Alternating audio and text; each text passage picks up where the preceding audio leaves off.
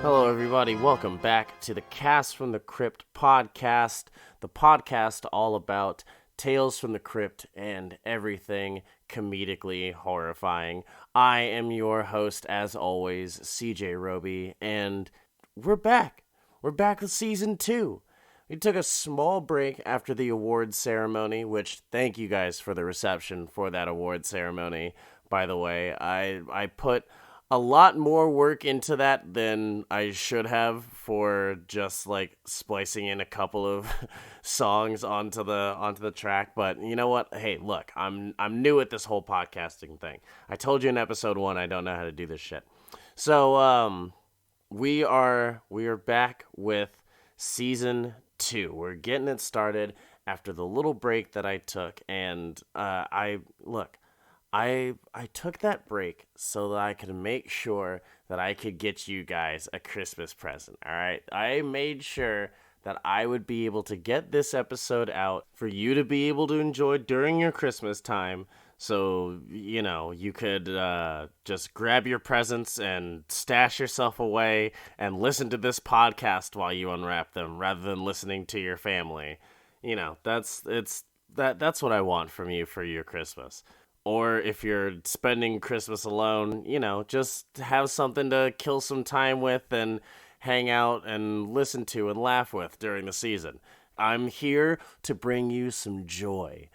Some Christmas joy. That's why I had to take my break.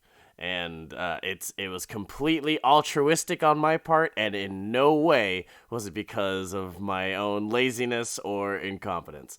So let's get into Season 2. Season 2 premiered on April 12th, 1990 with the episode Dead Right. Not Dead Wrong, Dead Right. Now, I haven't heard of anyone ever saying Dead Right, but it might be a thing. It was the title of the comic too, so I guess it was a saying. Who knows? This episode's pretty great. This episode is pretty fantastic, and I'm actually really excited to jump into it. But before we do, we are going to start it off like we always do with top 5 credits of the episode. There were a lot of people in this episode, but we are only going to focus on the 5 with the best credits, or at least my favorite credits. Your mileage may vary on that, but we're going to start off with number 5. Number 5 is Tiffany Million, who was one of the strippers in the club, and with a name like Tiffany Million, you can kind of guess what is gonna be on her IMDb page, but I was not expecting so many porns to actually have an IMDb page. So like that's just a whole new world of IMDb that I figured out about, and it's just so funny. Like, the best ones that I found on her page were Big Bust Platinum, which, like, I'm pretty sure that's what Jotaro in JoJo's says after he comes. That is a joke for, like, 3 people. and Smears. Ugh. It's, Number 4. Number 4 is Tim Surdtet. Surstedt. I don't know how to say his name, but he's great because he was the cinematographer for this episode, and he also did the cinematography on Teen Wolf, which was hilarious. But this guy was behind the camera on Critters, which is amazing, and Bill and Ted. I mean, come on, it's Bill and Ted. Number 3 is actually somebody who's been on the list before, Jay Ferguson, who did the music for Only Sin Deep. And actually, I don't remember if he was actually put onto the list, but he did the music for Only Sin Deep. Maybe he didn't get onto the list because I would have put him on for doing the Double Dragon music.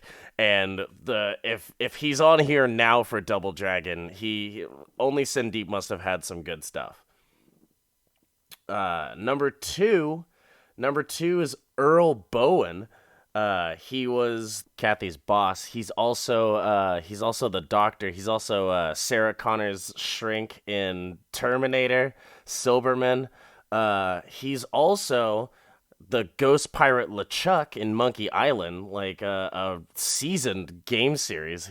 This dude does the voices of the one of the most iconic bosses, and he was the narrator in WoW.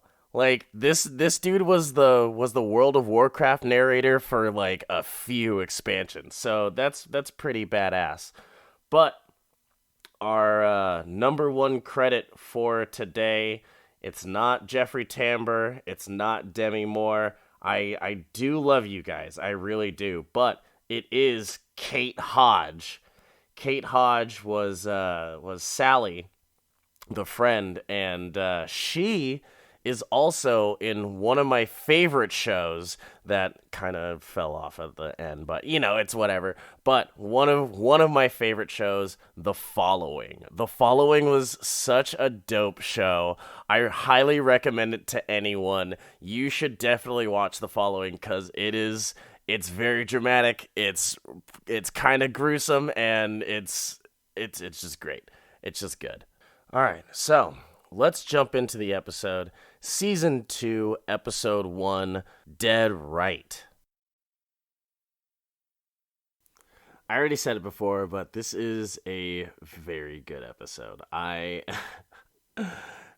actually this is seriously Season 2 started off real well, and it made me very excited for the rest of Season 2. Like if it's already going off this hard, I cannot wait to see what kind of shit they get into in Season 2 when they're just like, "Oh, people actually like this show? All right, cool. Now we got a show. Let's just be the stupidest we possibly can. Let's just go all out. We're on HBO. We don't need to give a fuck about nothing." So the episode opens with a big magnified eyeball and a great joke. The Crypt Keeper says that he's looking into the future, and he senses that we're about to see something that will both sicken and disgust us. Which, I mean, it's the same thing, but it's him. It's just him. He's a gross undead corpse man. So yeah, good one. Good one. You do sicken and disgust me every time I see you. He tells us that he has a tale for us about a gold digger who he says is about to buy the big one, which that turn of phrase, it might have made sense in the 90s. That might have been something that they said, but I don't think so. I've never heard of buy the big one. I've heard of bite the big one, but not buy the big one. I think that was just some forced in joke right there. But yeah, I don't think that made sense in any time. It opens with Demi Moore. All right, yeah, that's right, Demi Moore, or maybe Demi Moore. I don't really care. You know her from Ghost and from a bunch of shit. She was married to Ashton Kutcher. She was all over the 90s just being hot everywhere. But she's walking down the street, and she's walking to like weird Phoenix Wright music. This whole episode has like weird fucking video game music, which makes sense cuz it's the Double Dragon guy who's composing all of it. But she walks into Madame Vorna's fortune shop, and there's a big sign that says Madame Vorna's fortune shop. And then she walks in. Is this Madame Vorna's fortune shop? For anyone who's not paying attention to the episode, not studying it intently for a fucking podcast. she says, "Oh yes, this is Madame Vorna's place. Isn't that right, Trotsky?" And she has her assistant, who is a dog, and the best assistant. He is the goodest assistant, and he confirms that the shop is truly where she needs to be. Kathy says that she doesn't believe that in this shit. She's like, "Oh yeah, none of this is real to me, but I decided to spend my entire lunch hour coming over here just because I like to challenge my entire worldview just on my breaks." Which, I mean, I guess that's a valuable way to spend your break hours, but hey, I usually try to just relax. So Madame Vorna tells her it's $20. You pay in advance, and she gives her the $20. So Vorna tells her that she reads the future through vibrations, and so look. There's no real explanation to Vorna's powers or anything in this, but the way that she explains it it's kind of interesting. So she says that she can be considered an empty vessel, and that psychic energy from a person, or so she calls the psychic energy the spirit. So she's reading a person's spirit, but like she says that she's filled up by the spirit. Her empty vessel is filled up by the spirit. And now I'm not going to go into the whole like symbological and metaphysical shit in this about how basically Vorna is fucking someone's spirit, and the eventual outcome of that sexual spiritual encounter is knowledge about the future, which kind of means that knowledge is like looking for knowledge is a kind of like sex for your spirit, which means that all like thought and knowledge is basically just brain jizz. I'm not getting into that. That's for the Patreon, okay? What I'm gonna focus on today is Vorna's powers. All right, her actual shit. All right, so here, hold on. I need you to come with me on this journey, all right? So she can see the future through someone's spirit, okay?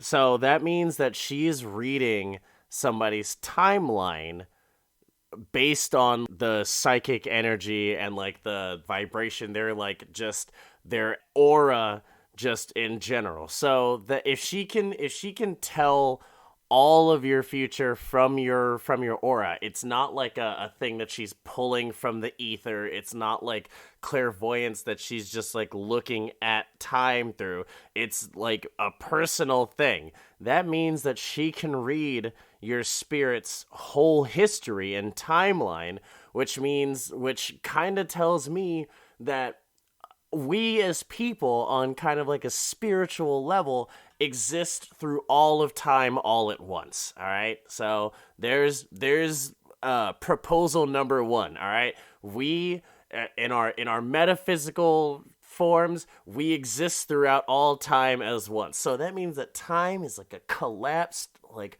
ball of dough that's maybe malleable. Who knows? We'll see. We're gonna get into it. All right. I'm putting on the tinfoil hat right now. All right, I'm crunching it up and putting it on my head. All right, so how does Vorna's power actually work? Is my question. All right, is she basing this on like probability? Is she like reading like a butterfly effect sort of thing? Could it be she's like looking through like multiverse stuff and like seeing all sorts of like possibilities or something? Or is it actually just like a solid, like a straight line that she's actually seeing and talking about? Vorna's not going to tell us, all right? This is why we have to get to the bottom of these things, all right? This is some true, like, you didn't know that you were going to get some real just down and gritty journalism in this episode, did you? From your comedy podcast, but we're getting into it. So she gives a prediction. Well, she doesn't predict it. She kind of just like gives Kathy the layout. kind of just like flexing on her a little bit. She's just like, oh, like, I know you've always dreamed of being rich, like you were always trying to marry rich, and you're just like a secretary, but that's not what you want. You've always been looking for Mr. Right, or Mr. Rich, if I should say. So like with this flex right here, we can kind of see what Vorna can actually see. So she can see like her personality and stuff. She can see dreams that she's had since, like from way back. So once again, this is telling me that she's seeing like that whole timeline stacked up at once within one person. And who knows? Who knows if she knows like the whole world's fate or something, and she's just over here shilling for $20. We're gonna get to the bottom of it. But it's very like, that's very like surface level stuff, That's just like that's just kind of her being like, oh, like I can tell that you're kind of like a greedy person. But it kind of brings up the question, like, is Kathy's like, really, is Kathy just like all about marrying rich? Is that just like, has that been her whole plan? She just like thinks about that like all the time. It's pretty odd that she brought this aspect of Kathy's like personality to the forefront of everything, cause yeah, she's immediately just like, you work, huh? Or you're a working girl, you're a secretary, but you're really trying to marry rich, aren't you? That's your whole goal. So who knows how passionate Kathy's been, because there are definitely some ladies out here, or who are just like, well, at least like definitely back in the 90s, who were just like, the whole thing that I need to do is go get married, and it better be to a rich guy. So who knows? All right, so she gives Kathy her first prediction. All right, Kathy's gonna lose her job, and she's gonna get a new one right after that. And Kathy is just like, no way, you're hella stupid. My boss isn't even around. He's on vacation. There's no way I could get fired today. And Vorna tells her that she's never wrong in this area. She will definitely lose her job today. And I was like, wait, what area are you never wrong in? What does that mean? And business? Is that what you're trying to say? You always know like the goings on in people's work? That's just easy pickings for you? Or are you telling me that is it just like all of business? I'm never wrong about anything having to do with business.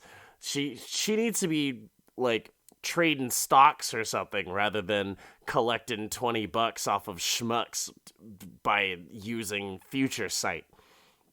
But who knows? Who cares? So Kathy's just like, nah, whatever. And she goes back to work. At work, she's talking to her friend, and she's dismissing Vorna, and she tells her friend that Vorna said she was going to get fired, and she's like, oh, but that asshole's not even here. There's no way that he could fire me. And she turns around, and her boss is there, and he's like, oh, well, it looks like that asshole got here earlier than you expected, huh?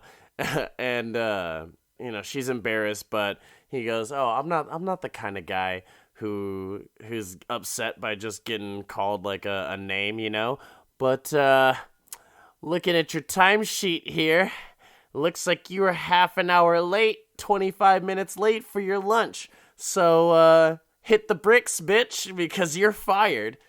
And so she's out of there. And it's just like Madame Vorna said. Oh my goodness. After that, she's walking down the street, and she stops by this place and hears these people arguing, and this guy like pushes this chick out to the street. He's like, you're fired. Get the fuck out of here. I never want to see you again. She's like, you can't fire me. I quit. You're not going to be able to replace me. He's like, oh yeah? Hey lady. Hey you want a job? And he's just yelling to Kathy. So she takes the job. She's a waitress now. She comes back to Vorna and she's like, "Oh shit, Vorna, you were right." And Vorna's, "Yeah, I know I was right." And she says that every exit is an entrance someplace else, which kind of makes me wonder about her power again, because it makes me, all right. So like I it makes me think about like the specifics of her powers, because I don't know if she's seeing, all right, we talked about like probability earlier. So she could be seeing certain events and then just kind of making educated guesses around those because she knows like patterns of time and cyclical shit, and she's, who knows what she can see.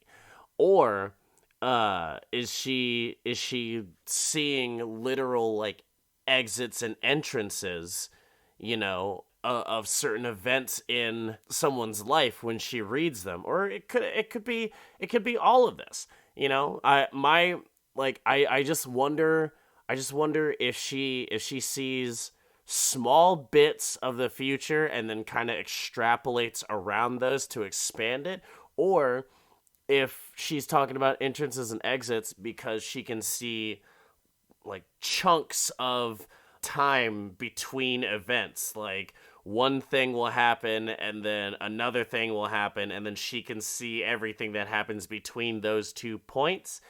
It we're gonna get to the bottom of it. So she makes another prediction. She says there's a new wind blowing for Kathy, which again makes me wonder, like how malleable is time? A new wind, so things have changed for her. Is it because of what you predicted? Who we'll find out. We'll find out together. So, but you also have to remember that she's a fucking fortune teller. She's a gypsy. She it could just be her being dramatic. Oracles have a flair for the dramatic and to weave half truths. So that kind of has to be taken into consideration. She says that she sees a great deal of money coming to Kathy soon. But before she gets that money, she's about to marry a man. And she says that she doesn't give her any like, she doesn't tell her exactly what's going on. She just says that I see a man in black and you're in white. So I don't know if she's just like, I don't I don't know if she actually knows like the whole situation of what's going on or something, or if she just sees them at the altar. That's what's really got me going. And also, we don't see Kathy pay her this money. She says $20, but we don't know if it's like, oh yeah, $20 every time you come in, $20 for like a different prediction, or if it's, all right, $20 and then like you and me now have oracle sessions. Like it's me and you. $20 gets you fucking clairvoyance work for however long you need. It's a contract. But who knows? Maybe she has rates. Maybe $20 is like the bare minimum you can pay her. Maybe Kathy's just being like a fucking, she's just being hella cheap, and for like $25 for $40 you could get the real specific shit. Who Madame Vorna is powerful, but we don't know how powerful. But she tells Kathy that he's not going to inherit the money until after they get married. And Kathy's just like, I'm not going to marry a poor schmuck. Like, what are you talking about? I don't want to, I don't care about him. Like, I just want the money. And Vorna's like, oh, well, what about love? Kathy says love's kind of important, but she's not stupid. She's like, nah, you don't give a shit about love. You love money. And Kathy has a really good line in here that I really like. She goes, how would I know? I've never had any, which I really feel like I feel that on a deep personal level. Kathy's a bit of an asshole in everything else, but like I vibe with her on that one note. So now Vorna is making the serious predictions, and this is about to carry the episode. So Vorna says that Kathy's husband is going to inherit a large sum of money, and then after that, he's gonna die a violent death. She says he'll inherit money from someone near and dear to him, and then after he gets that money, he's gonna die violently. And that this makes Kathy super happy. She's just smiling about being a rich widow. That's all she cares about. So she goes into her first day of work, and she works at a strip club now, and that's revealed because the scene transition from Vorna's to work is just it's just good old fashioned HBO titties, just shaking right, front and center. That's the whole transition, and then it's just her walking around, serving drinks and shit. But the MC calls her on the he makes an announcement. He's like, oh, we got a new waitress. Like, God, everybody say hello to Kathy and tip her well. She might treat you right. And which I don't know how I feel about announcing the new waitress. Like, maybe it makes more sense at a strip club where you're just where I don't know. It's been so long since I've been to a strip club that I don't remember if the waitresses also will just give dances if you tip them. I don't know how it works, but it's just weird to call out the new people over the PA. That's how I feel about it anyway. But speaking of the MC, he gets a pretty good joke in there. He introduces the next stripper that comes on is Aura Lee, which I think is a great stripper name joke. That's Aura Lee is pretty solid. So Kathy's just talking to the MC, and she's complaining that everyone's being stingy, and she says, yeah, the sign outside says big tits, not big tips, which I thought was really good. The writing for this episode is fantastic. I will just say that. I just was laughing the whole time through this episode, especially for what comes up next, because Jeffrey Tambor walks in. Jeffrey Tambor, you might know him as the dad in Arrested Development. He's Drexler and Archer. He's been all over the place.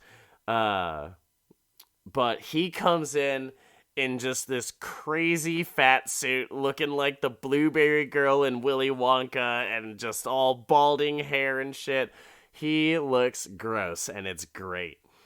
And she's just talking hella shit. She's just like, this boy's so big, he got his own zip code. And you can just hear the crew in the background just, ooh, damn.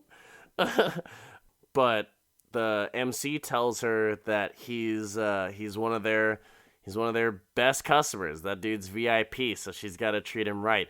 Or you could call him a whale. Insert comedy drum track. So she goes over and asks him if he wants a drink. He orders, and you get a good close look at his face, and just the prosthetic works in making him look so gross is just fantastic. I love it. She gets him a drink, and he asks her for a date, and she's like, no, get away. Just absolutely not. Never. Please get away from me as fast as possible. And then he stops her. He's like, huh, are you playing hard to get? And she's like, no, I'm playing don't fucking ever talk to me to get. But so, this, it just really establishes him as a guy who just doesn't fucking get it and is just gonna be creepy about it. He makes his not understanding of when people are just like, no, get the fuck away from me. He turns that into everyone else's problem. But it's pretty much the start of a great love story where one hot jerk and a really gross jerk find each other and find love. coming summer 1990 jerk story. But she gets his drink and then realizes, oh shit, this is the dude. Oh fuck, no, please. Uh and she goes on break to clear her head. He follows her and is just like, "Oh, hey, uh, what's up, girl? Like, come on, I'm not gonna take no for an answer. I'm not that kind of guy," which he probably should be. And she's just laying into this fool. Just all the fat jokes, just rapid fire. But he loves it. He thinks she's hilarious. And he tells her that they're destined to be together. So she dips out. She's not having any of that because she's like, oh, fuck, this is the guy. No. So she goes back to Vorna, and Vorna tells her, like, yeah, that's the guy who you're going to inherit all the money, or who's going to inherit all the money. Like, I see everything. Which, again, another wrinkle in her shit, because does she really see everything? Because that's, if she truly does see everything, now I'm wondering if she's like, is she, so is this a predetermined path? Is she leading Kathy to somewhere she can see? Does this mean that she can see like all possibilities, and that she's, like showing Kathy the path that she wants to go to? Or is it just like, is it just, oh, like, I know what's gonna happen and this is it, so she's just telling her? I don't know. I kind of think that Vorna can see the entire multiverse. She can see all the possibilities of the things that are going to happen, and she can kind of change up the course of where people are going by letting them know like what's gonna happen, pointing them in the right direction and stuff. And there's a little bit more evidence for that a little later. Because my whole question is, if she knows everything, why doesn't she just like tell Kathy exactly what's gonna happen? Like, all right, because she doesn't even tell her how he's gonna die, and that becomes a point, because the next day Kathy goes and hangs out with her friend, and she's just talking mad shit about this dude with her friend, and her friend's like, oh no, like, just go for it, just marry the guy, he's gonna die, right? And they start like trying to kind of guess how he's gonna die, because Vorna didn't mention specifically. And there's a great little montage. it's a great montage of just them being like, so what do you think could happen to him? He'd probably get hit by a car. And then it just shows him walking down the street, gets busted by a car. And Kathy's like, nah, that fat ass, he's so fat, he probably needs to get hit by a truck to really get him. And then it just shows him getting hit by a truck instead. And then it shows him next to them in a booth choking on some food, and they're just laughing it up. But she's convinced. So the next night he comes back and he's like, oh, hey, baby, like, come on, you want to go out for that date? And she finally agrees to the date because she wants that money. She's trying to get that cash. She asks his name. She's dating Charlie Marno, and don't you forget it. So they go out for a date. They go to see a movie, and I was trying to find what movie they watched, but I couldn't find it. So if anybody knows what movie that is that they go to, please let me know. Just send me a DM on my socials. They get some Chinese food where he makes a hack joke about Chinese food making you hungry 20 minutes later, and he loves it. He's just slapping the table. He's like, it's the best. And then they go dancing, and he crushes her foot with his fat ass. So, and at the end of the night, I love it. At the end of the night, they kiss, and it's just, he walks away just all happy, pep in his step, and then the camera pans to her window, and you just see her run into her kitchen and throw up. It's great. It's fantastic. I love this episode.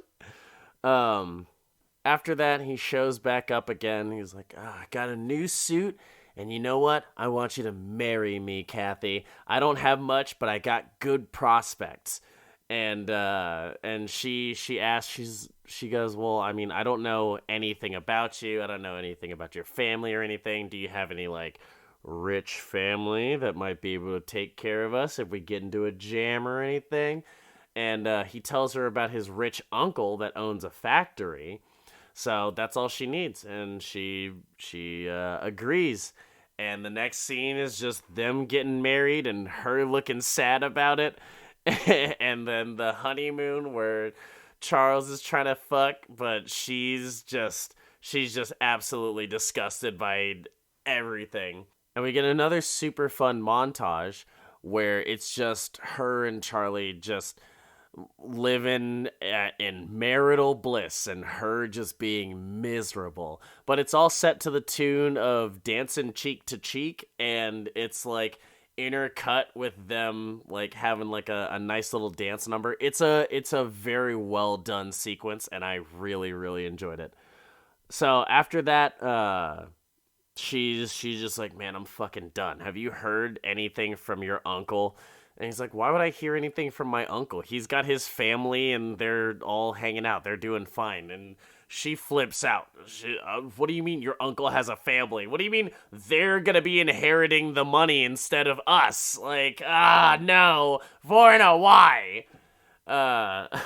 So she goes back to Vorna, and every time she goes to Vorna, I forgot to mention this. Every time she goes to Vorna, I don't know what's going on with Vorna's office hours, but she always goes to Vorna at the most random times, and Vorna's always like doing some shit. The first time she goes back, Vorna's just like hanging out. She's just like got a face mask on. She's got her hair like all wrapped, hanging out, watching fucking TV, putting lotion on. She's like, oh yeah, so you met the guy, huh? Yep. I'm just hanging out. I know my office hours are open, but this is also just like my me time. So you can come here to get predictions, but just know that I'm going to be doing my own thing. I wish, you know what? I need to open a business so that I can be just like Vorna. That's the kind of business owner I want to be. So she goes back to Vorna, and this time Vorna's just like at her TV doing aerobics while getting yelled at. She's like, you're a fraud. Like, this can't be. You told me that. And Vorna's just like, yeah, bro, I'm just trying to exercise here. I told you he's gonna be the one that inherits the money, and he's gonna die after that. Like, what do you want from me? And Kathy says that she's fucking finished. She's done. She's out of here. But after that, Vorna looks at us, me as the viewer. She reiterates it, and she tells us that Vorna is always right. So this definitely plays into my multiverse theory. All right, because she can definitely see us. And we are not in that same dimension, all right? She's over here. Only a few characters in this show so far have broken the fourth wall. So,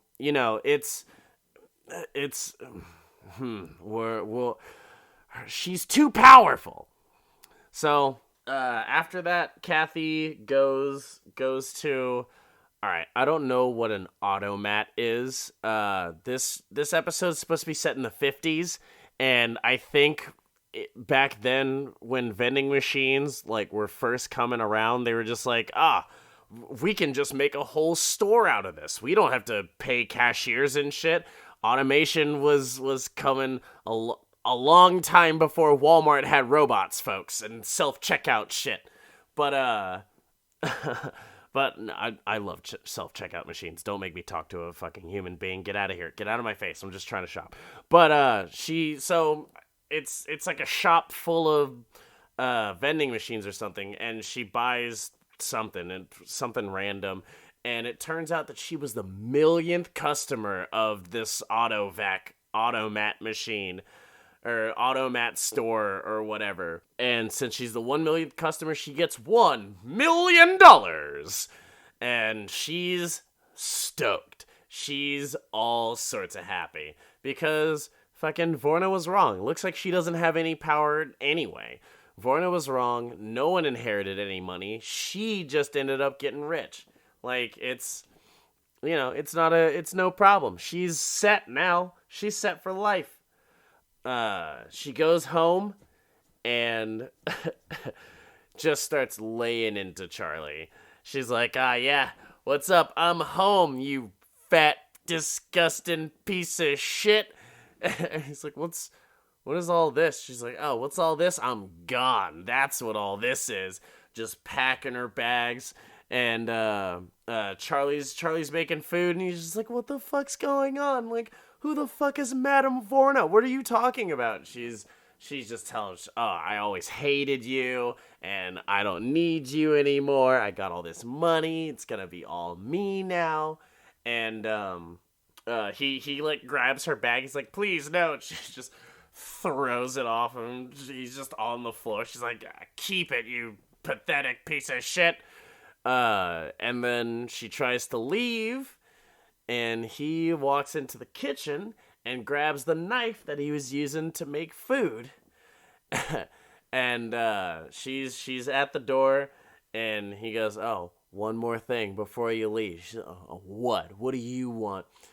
Well, if I can't have you, no one can. Which is usually the response from fucking creepy weirdos like him, just like pushy fucking douchey guys like this guy. That's usually the fucking response is, if I can't have you, no one can. And so he chases after her. She tries to get out. He closes the door. She asks him to drop the knife, and oh, he does. Drops it directly into her chest, just screaming his new catchphrase the whole time, just stabbing the shit out of her, just like, if I can't have you, and then she's dead. Super duper dead.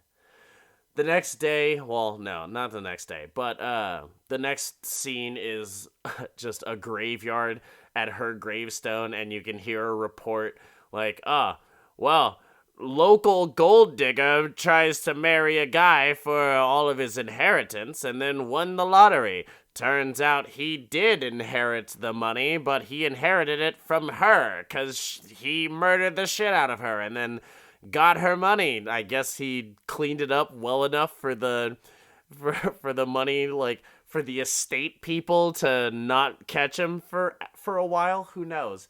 But yeah, he ended up getting the money from someone near and dear to him, and he get put in the chair for it to die violently. And the news report is going on, and they took one final shot at Charlie, just being like, yeah, he's getting his final rites, and he had his last meal, which was the largest last meal that anyone's ever had. And then Charlie fries. Good riddance to both of them, I guess, because Vorna, it turns out, is watching the news report on TV, and right as she's watching it, somebody else comes in and is like, oh, hey, Madame Vorna, you can see the future, right? And Madame Vorna, her and Trotsky, her and the dog are just sitting there watching that report and just like knowing, oh yeah, Vorna can see the future. She heard right, because Vorna always knows. Now, I was going through the reviews and stuff for this episode, just in my research and stuff, and there are way too many people who are just like, oh, hashtag Vorna did nothing wrong. Like, all she did was predict the future. Like, she just saw it. Like, she didn't, but no, fuck that. Vorna is a criminal. Vorna did this shit on purpose. Now, look. Was Kathy a gold digger? Definitely. All right? Most certainly. But she wasn't a criminal, all right? She didn't do anything wrong, Alright, she's just an asshole. So does that really mean that you should just be killing someone with clairvoyance just because they're an asshole? What seals it for me about it being like premeditated kind of is that the she was like, all right, hey, tell me my future. And she's like, oh, ooh, hold on, I'm reading your aura right now and I see you're a greedy bitch, and I can see like one possible future where you get murdered for being a greedy bitch. So yeah, I'm gonna send you over that way because I'm a douchebag. You know, like look, Kathy did not have to get murdered, all right? And people might be like, "Oh, well, like she didn't have to keep coming to Vorna like after she had plenty of chances to be like, "Nah, fuck this," and like I'm done." But she went ahead and married the guy cuz she's an asshole. Yeah, like I said, she's an asshole. She's not a fucking criminal though. It's only morally wrong and not legally wrong to go after this dude's cash. And then she just got murdered for it. So, you know what? Madame Vorna is a criminal, and she's over here producing psychic murders, and I'm not here for it. I won't stand for it. But fucking look, if you think differently, my socials, I'm gonna give out my social medias at the end of the episode. Feel free to at me. I don't care. Vorna was wrong. All right, so it ends with the Crypt Keeper, and he's also out here just ripping on Charlie for being a fat fuck. He's just like, oh, what does he say? Yeah, he says, Charlie, don't worry about Charlie.